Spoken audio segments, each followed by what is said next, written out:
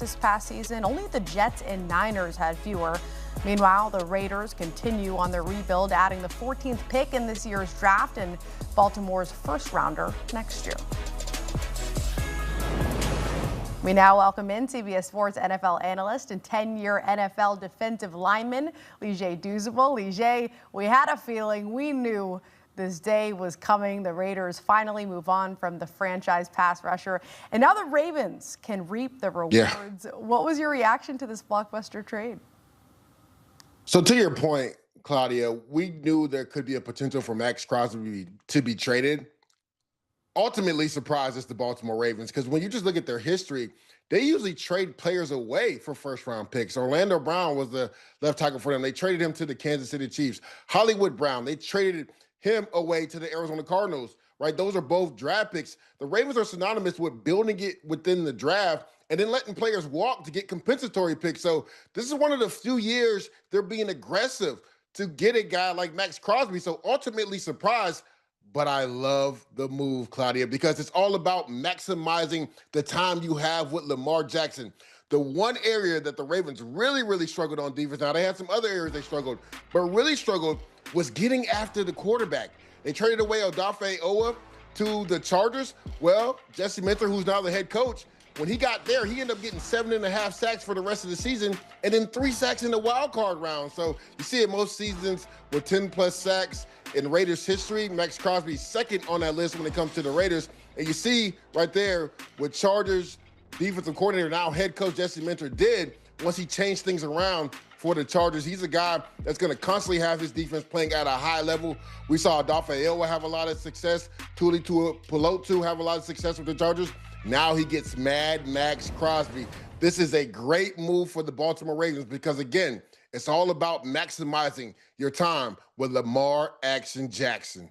And like you said, Lige, maybe it's surprising that they're making this move, but I think they realized you have to make changes because they've had so much talent on this roster. And like you said, you're only going to have that star quarterback for so long. But we're talking defense here. We just saw the stats earlier. They were bottom 5 in sacks, only 2 teams worse, 2 of the worst teams in the league. What does adding a superstar like Maxx Crosby do to this defense? Claudia, to put it in perspective, since the 2019 season, there's not a player in the NFL that has more quarterback pressures than Maxx Crosby. So from day one, he's going to affect the quarterback. And then you draft a guy like Mike Green in the second round. Who better to learn from than Mad Maxx Crosby? When you turn on the tape, Claudia, there isn't a player on the tape that plays harder than Mad Maxx Crosby. He doesn't take any plays off. As a matter of fact, Claudia, he doesn't come off the field and still plays with elite effort. He's going to fit perfectly with this Jesse Minter defense, and he's going to bring everybody around him. Everybody else is going to have to elevate their game to Mad Maxx Crosby. The interesting thing as a player, man, you get tired of losing, right? And he was a Raider through and through. It's going to be weird to see him in a different jersey, but now that he is a Raven, that fits his mantra. We always are associating the Ravens with being this physical, gritty, tough team. Well, that's Mad Maxx Crosby to a T. That's what he does. And you see the ranks right there since 2019, 6th in the NFL in sacks, 1st in tackles for loss. He's a guy that not only gets after the passer, Claudia, but he's elite in run defense as well. And you see it, defensive snaps. This guy doesn't come off the field. He's first among defensive linemen, and that's what I said earlier. He doesn't come off the field. He's a high-effort guy, and he's going to elevate everybody's game around him.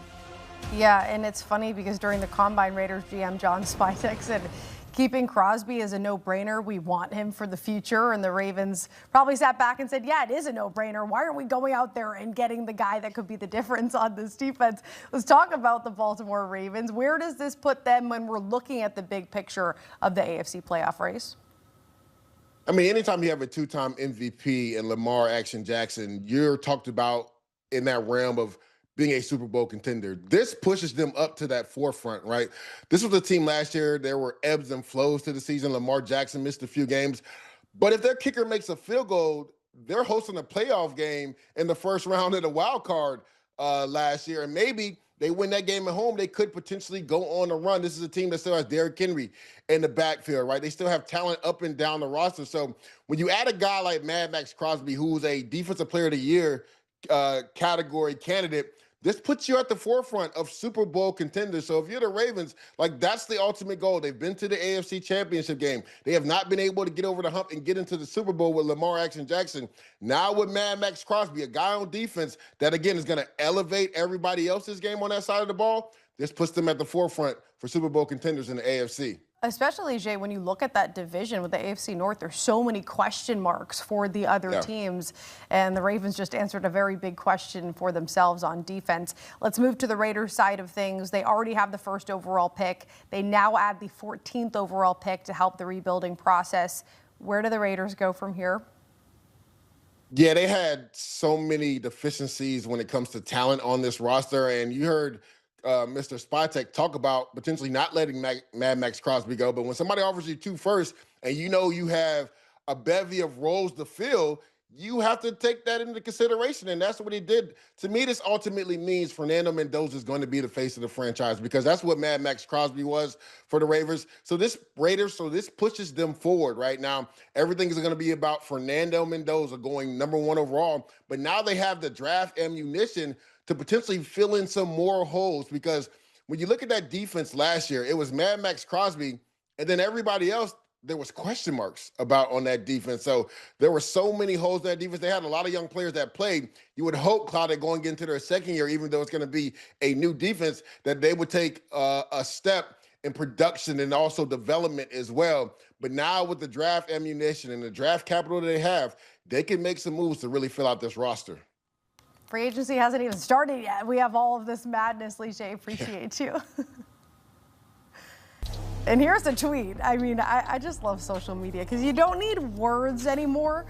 All you need is a little GIF and a little emoji, and there you have it. Lamar Jackson certainly happy that he's getting another star player on his roster. Meanwhile, the Raiders continue on their rebuild, adding the 14th pick in this year's draft and Baltimore's first rounder next year. With that, we welcome in CBS Sports NFL analyst Ryan Wilson. Ryan, this move shakes up the NFL landscape just days before free agency even begins. What was your initial reaction to this big news? This is planned, right? Like, we understood that Maxx Crosby was not going to be in Las Vegas unless something crazy happened, no matter what John Spytek had said about wanting to keep him. John Spytek also told us, in talking about the first overall pick, he would answer the phone no matter who called. So clearly he answered the phone from Eric DeCosta, and they got a deal done. This is great news for the Ravens, and we heard Lige talk about that in the previous segment. They had to improve off the edge, and they got the most active, high-energy, hair-on-fire edge rusher in the NFL, and Maxx Crosby. And this is potentially even better news for the Raiders, and it sounds silly to say in the wake of losing your best player, but they are making a youth movement. They are moving on from the older players, and Max was the reason probably they won 3 games last year. Otherwise, they may have won fewer than that, going all the way down to 0.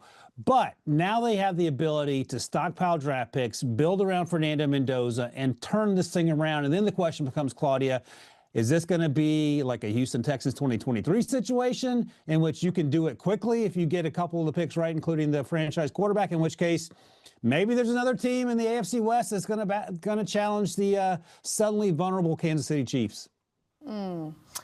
Like you said, we knew this was coming. We didn't know who would be on the receiving end of Maxx Crosby. When you think about the fit and think about the Ravens really restarting with a new head coach, the new pieces, the new era, we'll call it, for the Ravens, how important was this move to that? Yeah, because the Bears were a popular landing spot. The Ravens weren't on my radar, and this is a grand slam. And Jesse Minter got the most out of Odafe Oweh when they traded for him to the Chargers last year at the trade deadline. He had 0 sacks previously last season for Baltimore and shows up in L.A., and he turns into a completely different player. And while Odafe Oweh is a good edge rusher, Maxx Crosby is one of one, and Jesse Minter's job just got a lot easier. He has his Derwin James and Kyle Hamilton, and now he has Maxx Crosby, and suddenly this defense is going to go a long way in taking the pressure off the offense, which at times was not hitting on all cylinders last year, and the defense was not helping out Lamar Jackson when he was banged up and that offense wasn't working. So this is a huge coup for Baltimore. I think the price is fair for both sides. 2 first-round picks feels about right. Maybe even like a slight win for Baltimore. But again, you get now an extra first rounder, which is 14 overall in the same draft where you have the first overall pick, and then you get next year's first round pick, and you have a high pick in every other round this year because you weren't very good. I'm telling you, the Raiders can turn this thing around if they can get the owner and perhaps even Tom Brady out of the way from making some rash decisions. Okay, but can they, is my question. Like, is that just a big hypothetical? What is the realistic timeline for the Raiders really getting these pieces together? Or, should expectations really go out the window and say you're getting rid of the pieces to get the money, to get the capital? What's the realistic timeline, Ryan? Like 2 years ago, Claudia, I'd be like, this is a 3 or 4 year process. But I mentioned the 2023 Texans, and they were a terrible football team going into that draft. Right. Got C.J. Stroud, traded for Will Anderson Jr., and then all they've done is gone to made 3 straight playoff appearances, winning 10 games at least in each of those seasons. Now, C.J. has regressed a little bit, maybe because of injury, maybe for something else, but that year one was electric. 2024 for the Washington Commanders. They got Jaden Daniels right. Now, they had changed owners and got a new head coach and a new GM, so there's some change there. But we saw Drake May hit on all cylinders this year. You know that quite well. They got a new coach in there. So they've changed coaches. The owner ain't going anywhere. As our buddy Rand Carthon likes to say, the owner isn't going to fire himself. But they have a new coach in there. He's an offensive-minded coach. John Spytek is a good GM. I think you need a little more hands-off from owners not named Mark Davis, Tom Brady, and you can make it happen. We've seen it happen in recent years, and it's happened quickly because you get the quarterback right, and then you get the infrastructure around that quarterback right. So it's doable, but it requires some restraint from people who have otherwise struggled to show restraint in key moments. And again, I'm talking to Mark Davis. I'm sure he hears you. I'm very excited to see the next Ryan Wilson mock draft. Of course, you do the draft podcast. You've been talking about the draft all season long, all off season long. But the Raiders now are going to be even hotter of a topic than they were before with that extra first round pick. Names. Give me names. Who should we be keeping an eye out for in Las Vegas? Yeah, scribbling a bunch of names while you're talking to Lige. Fernando Mendoza's pick number 1. If that doesn't happen, then you just fire everybody, and I recant everything that I just said about the quick turnaround. Then at pick 14, you can go in any number of directions, and the first name I wrote down, Claudia, was Venga Ioane, the left guard out of Penn State. They need desperately to fix this offensive line. They have Jackson Powers Johnson, who can play center and guard as well. They drafted him a few years ago. But if you solidify the offensive line for your young quarterback, that goes a long way. You can also solidify the defensive line. Caleb Banks out of Florida would be a fantastic choice here if he checks all the boxes health-wise. He went to the Senior Bowl and was absolutely dominant, and he can take over football games. That's also something they need. They also need an edge rusher because they just traded the best player on the team, Akeem Mesidor at 14. The other guy that plays opposite Reuben Bain Jr. should be available there. Maybe even T.J. Parker if you trade down a few spots. There are any number of directions that you can go and get a marquee player because this draft is deep at every position virtually other than quarterback, and you're going to get the best quarterback. And I'll mention one other name. You can take a wide receiver there. And if Mekhi Lemon is there out of USC, that would also be a fantastic choice. Then they pick again at 36, and then I think maybe 30 picks later, so 50-something. So they're going to have a lot of times a lot of bites of the apple to get this thing right. But pick 1, lay up. Pick 14, you can't mess up pick 14 either, for being honest about it.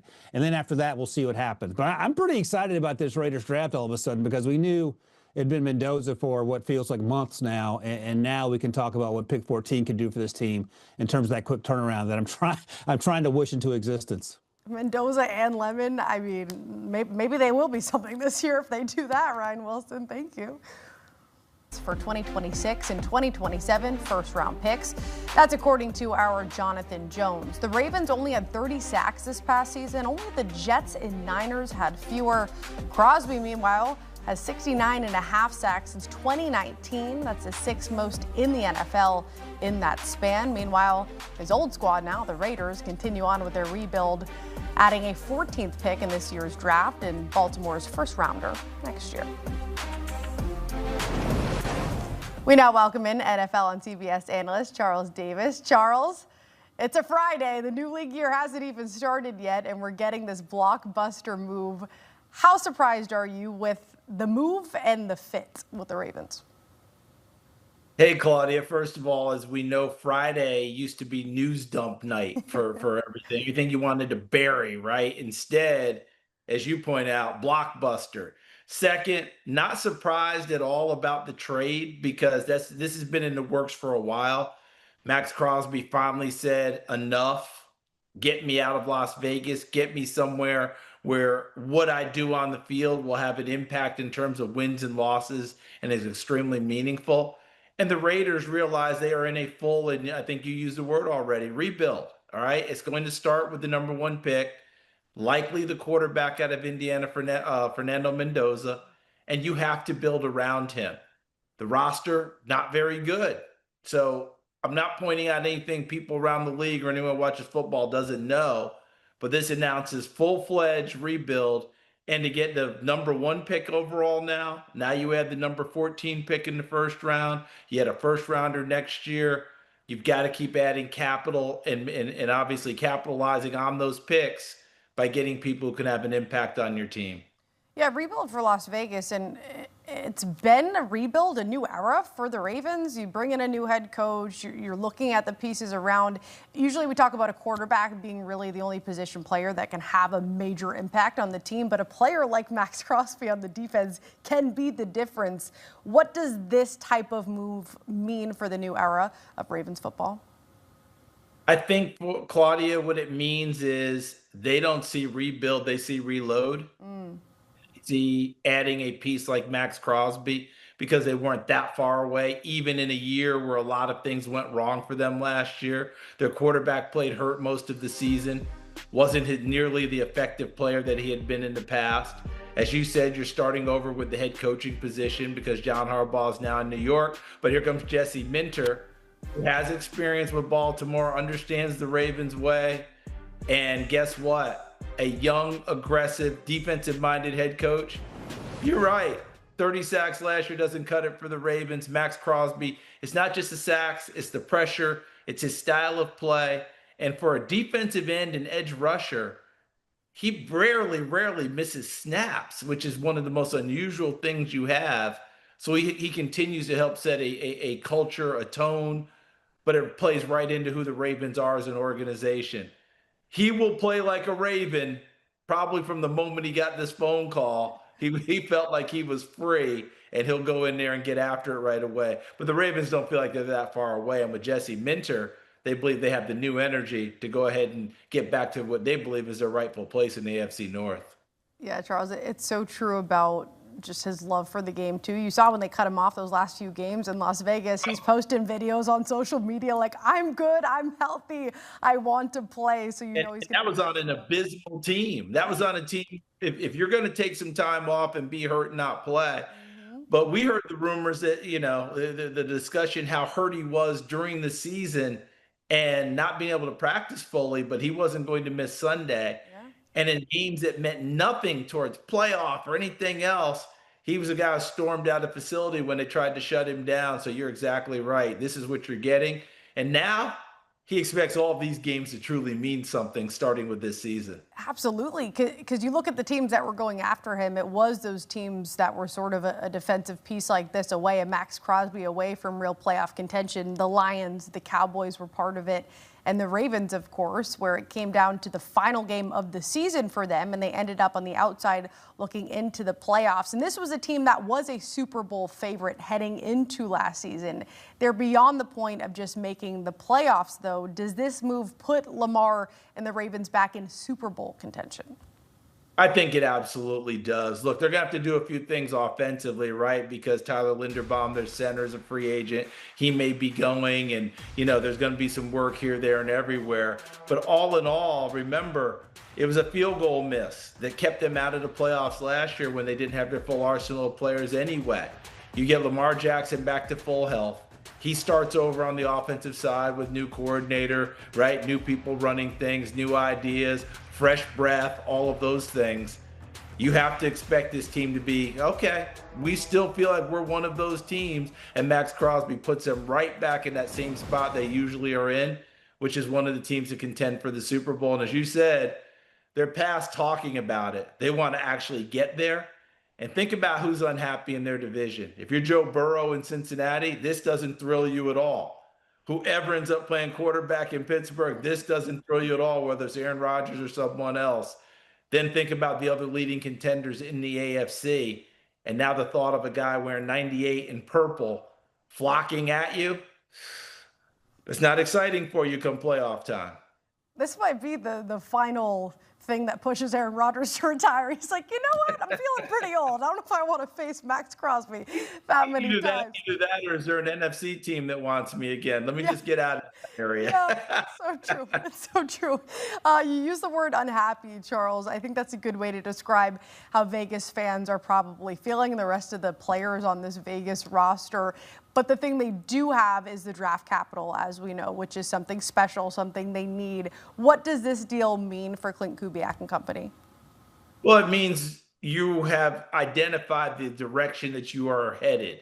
You're not trying to halfway do it anymore, right, Claudia? You're not trying to say, okay, we're going to keep Maxx Crosby, yet we're in a full rebuild. So instead of maximizing what we can get for him to do that for the rebuild, we're going to keep Max and try and do it with what we have. No, the announcement is there. John Spytek, the general manager, has told the world we are in a flat-out full rebuild. We're not halfway doing anything anymore. We're all in on that. We're going to miss Maxx Crosby and the great play he gives us, but we've got to use the capital that he's bringing us and utilize it well, starting with, as anticipated, Fernando Mendoza at quarterback. You've got to get people around him so he has a chance to flourish as the #1 overall pick. Right now, that roster's not there, but they're working on it. So John Spytek, and let's be honest about it, Tom Brady, this is your chance. This is a great opportunity. This is what you signed up for. Hello, your day is here. I feel like Gordon Gekko in Wall Street. Look at this beautiful day. Hello, this is your wake-up call. Well, they know it's there. It's time. See, Vegas, you hear it from Charles Davis. If you're a Las Vegas Raiders fan, this can be a good thing. It's positive. Sad day to lose Maxx Crosby, but a positive outlook. Charles Davis, appreciate you. Lamar Jackson certainly not unhappy. He's a very happy man today, and